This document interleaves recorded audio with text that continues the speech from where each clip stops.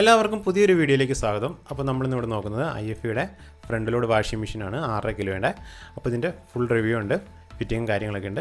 അപ്പോൾ ഇതേപോലെ ഇൻഫോർമേറ്റീവ് ആയിട്ടുള്ള വീഡിയോസൊക്കെ നിങ്ങൾക്ക് ലഭിക്കണമെന്നുണ്ടെങ്കിൽ നിങ്ങൾ ചാനൽ സബ്സ്ക്രൈബ് ചെയ്യണം. കൂടാതെ തൊട്ടടുത്തുള്ള ബെല്ലൈക്കണിൽ ആളൊന്ന് സെലക്ട് ചെയ്ത് വെക്കണം. എന്നാലാണ് ഞാനിടുന്ന എല്ലാ വീഡിയോസും നിങ്ങൾക്ക് നോട്ടിഫിക്കേഷൻ കിട്ടിക്കുള്ളൂ.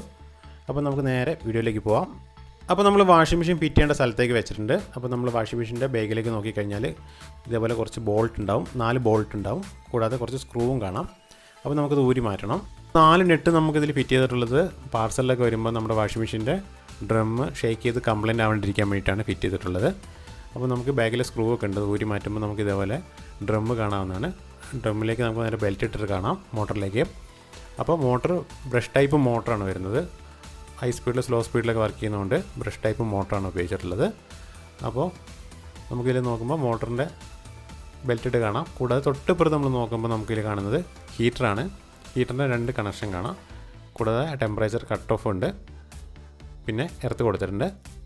പിന്നെ മോട്ടറിലെ വയറിങ് നമ്മൾ പോകുന്ന കാണുന്നുണ്ട്. പിന്നെ കുറച്ചും കൂടി നമ്മൾ തൊട്ടിപ്പുറത്തേക്ക് അടിയിലേക്ക് നോക്കിക്കഴിഞ്ഞാൽ നമുക്ക് കാണുന്നത് ഒരു ഷോക്ക് കാണാം. അപ്പോൾ ഈ ഷോക്കിലാണ് നമ്മുടെ ഡ്രമ്മ് നിൽക്കുന്നത്. ഇതേപോലെ മുകളിൽ നിന്ന് സ്പ്രിങ് വെച്ചിട്ടുള്ള ഷോക്കുണ്ട്. അപ്പോൾ അതിൽ തൂങ്ങിക്കിടക്കുകയും ഇവിടെ താഴെ ഈ ഭാഗത്ത് ഷോക്കായിട്ട് ഇങ്ങനെ നിൽക്കുകയും ചെയ്യും. അതേപോലെ 2 സൈഡിൽ ഇതേപോലെ ഷോക്ക് കൊടുത്തിട്ടുണ്ട്. അപ്പോൾ നമ്മൾ നോക്കുമ്പോൾ ഡ്രമ്മിലേക്ക് സെറ്റ് ചെയ്തിട്ടുള്ള ബോൾട്ട് നമുക്ക് ഊരി മാറ്റുകയാണ്. അപ്പോൾ ഒരു റബ്ബറിൻ്റെ ഒരു ബുഷും ഉണ്ട്, കൂടാതെ ഒരു ഫൈബറിൻ്റെ ബുഷും ഉണ്ട്. ഇതുവഴിയാണ് നമ്മൾ ഡ്രമ്മ് അതിലേക്ക് ടൈറ്റ് ചെയ്ത് വെച്ചിട്ടുള്ളത്. പാർസലൊക്കെ കുലുങ്ങി പോകാണ്ടിരിക്കാൻ വേണ്ടിയിട്ടാണ്. അപ്പോൾ നമ്മൾ ഊരി മാറ്റുകയാണ്. എന്നതിന് ശേഷം നമ്മൾ അവിടെ ആ ഹോൾ അടയ്ക്കുന്നതിന് വേണ്ടിയിട്ട് ഒരു ഫൈബറിൻ്റെ ഒരു ബുഷും കൂടി ഉണ്ട്. അപ്പോൾ നമുക്കത് ആ ബുഷും കൂടി അവിടെ ഇട്ട് കൊടുക്കാം.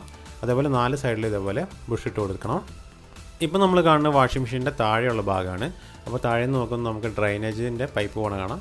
കൂടാതെ മോട്ടറിൻ്റെ ബുഷും കാര്യങ്ങളൊക്കെ അവിടെ കാണുന്നുണ്ട്. അപ്പോൾ ഈ ഒരു ഭാഗത്ത് ഒരു ഫൈബറിൻ്റെ ടോപ്പിട്ട് അടയ്ക്കേണ്ടതാണ്.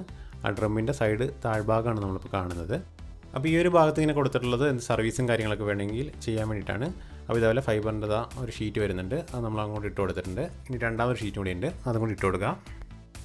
അപ്പോൾ നമ്മൾ ഉള്ളിൽ ഫിറ്റിങ്ങും കാര്യങ്ങളൊക്കെ കഴിഞ്ഞിട്ടുണ്ട്. ഇനി നമുക്ക് ബാക്ക് സൈഡ് കവർ ചെയ്യാം. നമ്മൾ ബാക്കിൽ കാണുന്നത് ഒരു വാട്ടർ ഫിൽറ്റർ ഉണ്ട്, നമ്മൾ പൈപ്പ് കണക്ട് ചെയ്യുന്ന ഭാഗമാണ്. അപ്പോൾ ഇതിൽ കരടൊക്കെ കുടിക്കി കഴിഞ്ഞാലും വെള്ളം എടുക്കാണ്ടൊക്കെ വരും, അത് കാര്യങ്ങളൊക്കെ നമ്മൾ ശ്രദ്ധിക്കണം. ഇതാണ് ഡ്രൈനേജിൻ്റെ പൈപ്പ് വരുന്നത്. ഇത് നമുക്ക് ഡ്രൈനേജിലേക്ക് കണക്ട് ചെയ്ത് കൊടുക്കണം. ഇനി നമുക്ക് വാട്ടർ ഇന്ന് കൊടുക്കാനുള്ള ഇതിൽ ത്രെഡ് കണക്ഷൻ ഉണ്ട്, നമുക്കത് പൈപ്പ് ത്രെഡ് ചെയ്ത് കണക്ട് ചെയ്യാം. ഈ ഭാഗം നമ്മൾ നേരെ ടാപ്പിലേക്ക് കണക്ട് ചെയ്യണം. നമുക്ക് ത്രെഡ് ടൈപ്പ് ടാപ്പ് തന്നെ വേണം കണക്ട് ചെയ്യാൻ. അവിടെ ഒരു ഫിൽറ്ററും കൂടി വരുന്നുണ്ട്, അതിലും ചിലപ്പോൾ കരടൊക്കെ വന്നിട്ട് അടയാൻ ചാൻസ് ഉണ്ട്, അതൊന്ന് ശ്രദ്ധിക്കണം. അപ്പോൾ നമ്മുടെ വാഷിംഗ് മെഷീൻ ഓട്ടോമാറ്റിക് ആയതുകൊണ്ട് SMPS പവർ സപ്ലൈയിലാണ് വർക്ക് ചെയ്യുന്നത്. അപ്പോൾ അതിനൊരു പ്രൊട്ടക്ഷന് വേണ്ടിയിട്ട് നമുക്ക് വേണമെങ്കിൽ IFBയുടെ തന്നെ ഒരു സ്റ്റെബിലൈസർ വരുന്നുണ്ട്. ഒരു കട്ട് ഓഫ് ആണ്, നമുക്കൊരു ചെറിയ ഡിലേയും കിട്ടും. കൂടാതെ ഒരു ബ്രേക്കറും ഇതിൻ്റെ താഴെ വരുന്നുണ്ട്. അപ്പോൾ നമുക്ക് ഇതും വേണമെങ്കിൽ നമുക്ക് കണക്ട് ചെയ്യാം. ഇനി നമുക്ക് വാഷിംഗ് മെഷീൻ്റെ ഫ്രണ്ട് ഡോർ തുറന്നിട്ട് നമുക്ക് വാഷ് ചെയ്യാനുള്ള തുണിയൊക്കെ നമുക്ക് അതിലേക്ക് ഇട്ട് കൊടുക്കാം. അപ്പോൾ അതിൻ്റെ ഡോറിൽ നിൽക്കരുത്, തുണിയെല്ലാം ഉള്ളിലേക്ക് തന്നെ ഇടണം. അപ്പോൾ ഇത് 6.5 കിലോയുടെ വാഷിംഗ് മെഷീൻ ആയതുകൊണ്ട് നമ്മളൊരു 5 കിലോ മാക്സിമം വരെ ഇട്ടാൽ മാത്രമേ പാടുള്ളൂ. എന്നാലും നമുക്ക് ഡ്രമ്മ് കംപ്ലൈൻറ്റ് ആവാണ്ടൊക്കെ നമുക്ക് മോട്ടർ ലോഡ് വരാണ്ടൊക്കെ നമുക്ക് ശ്രദ്ധിക്കാൻ പറ്റുന്നതാണ്. ഇനി നമ്മൾ നോക്കുന്നത് വാഷിംഗ് മെഷീനിൽ നമുക്ക് കഴുകാനുള്ള ഡിറ്റർജൻറ്റ് കാര്യങ്ങളൊക്കെ ഉപയോഗിക്കുന്നതാണ്. അപ്പോൾ ഫസ്റ്റ് ഡ്രോയിലാണ് നമ്മൾ ലോഷൻ ഉപയോഗിച്ച് കൊടുക്കേണ്ടത്. ഇതിൻ്റെ ഉള്ളിലാണ് നമ്മൾ ലോഷൻ ഉപയോഗിക്കേണ്ടത്. നമ്മൾ ഉപയോഗിക്കുന്നില്ലെങ്കിൽ അത് എടുത്ത് മാറ്റിയ ശേഷം നമുക്ക് ഡിറ്റർജൻറ്റ് പൗഡർ നമുക്ക് ഇട്ട് കൊടുക്കാം. മാക്സിമം പൗഡർ എല്ലാവരും ഉപയോഗിക്കാണ്ടിരിക്കുക നോക്കുക, ലോഷൻ ഉപയോഗിക്കുക. ഈ സെൻറ്ററിലെ ഡ്രോയിലാണ് നമ്മൾ മെയിനായിട്ട് നമ്മൾ ഉജാല അല്ലെങ്കിൽ സ്റ്റിഫാഷൈൻ കാര്യങ്ങളൊക്കെ നമ്മൾ ഇതിൽ ഇട്ട് കൊടുക്കുക. പവർ ഓൺ ആക്കിയിട്ടുണ്ട്, അപ്പോൾ സ്റ്റാൻഡ് ബൈ ആയിരിക്കും കാണിക്കുക. അപ്പോൾ നമ്മൾ സ്റ്റാൻഡ് ബൈ എല്ലാം റിലീസ് ചെയ്ത് കൊടുക്കാം. സ്റ്റാൻഡ് ബൈ റിലീസ് ചെയ്തിട്ടുണ്ട്. ഇനി നമുക്ക് നോക്കുമ്പോൾ കാണുന്ന ഓപ്ഷൻസ് നമുക്കിവിടെ കാണിക്കുന്ന എൻഡ് കാണിക്കുന്നുണ്ട്. അപ്പോൾ ഡോർ ഓപ്പൺ ചെയ്യാനുള്ള സിമ്പിളുണ്ട്. അപ്പോൾ തുണിയൊക്കെ ഇട്ട് കൊടുക്കാനുള്ള ഓപ്ഷനാണ് കാണിക്കുന്നത്. അപ്പോൾ നമ്മളിപ്പോൾ ഒരു ഓപ്ഷനിൽ ഇട്ടിട്ടുണ്ട്. ഇപ്പോൾ ഇട്ടിട്ടുള്ളത് എക്സ്പ്രസ് വാഷ് എന്നുള്ള ഓപ്ഷനാണ്. അപ്പോൾ നമ്മൾ വളരെ ചെളിയൊക്കെ കുറഞ്ഞിട്ടുള്ള ഡ്രസ്സൊക്കെ കഴുകാനാണ് നമ്മൾ ഈ ഓപ്ഷൻ ഉപയോഗിക്കുന്നത്. അപ്പോൾ ഇത് നമുക്കൊരു 15 മിനിറ്റ് വരെയാണ് നമുക്കൊരു ഓപ്ഷൻ വരുന്നത്. അപ്പോൾ ഇതിൽ 800 RPM കാണിക്കുന്നുണ്ട്, 15 മിനിറ്റ് കാണിക്കുന്നുണ്ട്. പിന്നെ നമുക്ക് 2 കിലോ കാണിക്കുന്നുണ്ട്, അതായത് നമ്മൾ തൂക്കം കാണിക്കേണ്ട തുണിയുടെ തൂക്കം കാണിക്കുന്നതാണ്. അപ്പോൾ നമുക്കിതിൽ വേണ്ടി നമുക്ക് മാനുവലായിട്ട് നമുക്കിതിൽ അഡ്ജസ്റ്റ് ചെയ്ത് കൊടുക്കാം.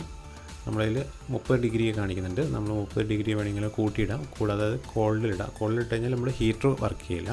അപ്പോൾ നമുക്ക് കറണ്ട് ലാഭിക്കുകയൊക്കെ ചെയ്യാൻ പറ്റുന്നതാണ്. അപ്പോൾ കോൾഡിലിട്ടിട്ട് ചെയ്യാവുന്നതാണ്. അപ്പോൾ ഈ ഒരു ഓപ്ഷനിൽ നമുക്ക് സ്ഥിരമായിട്ട് ഉപയോഗിക്കുന്നതും അങ്ങനെയായിട്ടുള്ള അധികം ചെളിയൊന്നുമില്ലാത്ത തുണിയൊക്കെ കഴുകുന്നതിന് വേണ്ടിയിട്ടാണ് നമുക്ക് ഉപയോഗിക്കുന്നത്. താഴത്തെ ഓപ്ഷനിലേക്ക് തിരിച്ചു കഴിഞ്ഞാൽ ഇതിൽ നമുക്ക് കാണുന്നത് വൂളൻസ് എന്നുള്ള ഓപ്ഷനാണ്. അതിൽ നമുക്ക് കമ്പിളി അങ്ങനെയുള്ള കാര്യങ്ങളൊക്കെ അത് ഓവർ ലോഡുള്ള എടുക്കരുത്. ഒരു 5 കിലോൻ്റെയൊക്കെ താഴെയുള്ള കമ്പിളി കാര്യങ്ങളൊക്കെ നമുക്കിതിൽ അലക്കാവുന്നതാണ്. അപ്പോൾ ഈ ഓപ്ഷൻ ഇട്ട് കഴിഞ്ഞാൽ മോട്ടോർ വളരെ സ്ലോവിലാണ് കറങ്ങുക. അപ്പോൾ ഇതിൽ ടൈമും കാര്യങ്ങളൊക്കെ കാണിക്കുന്നുണ്ട്. 42 മിനിറ്റ് വരെ നമുക്ക് മാക്സിമം ടൈം എടുക്കും അത് കഴുകിയെടുക്കാനായിട്ട്. പിന്നെ തൊട്ട് താഴെ കാണിക്കുന്നത് വേറെ ബേബീൻ്റെ ഡ്രസ്സ്, കുട്ടികളുടെയൊക്കെ ഡ്രസ്സ് കഴുകാനുള്ളൊരു ഓപ്ഷനാണ്.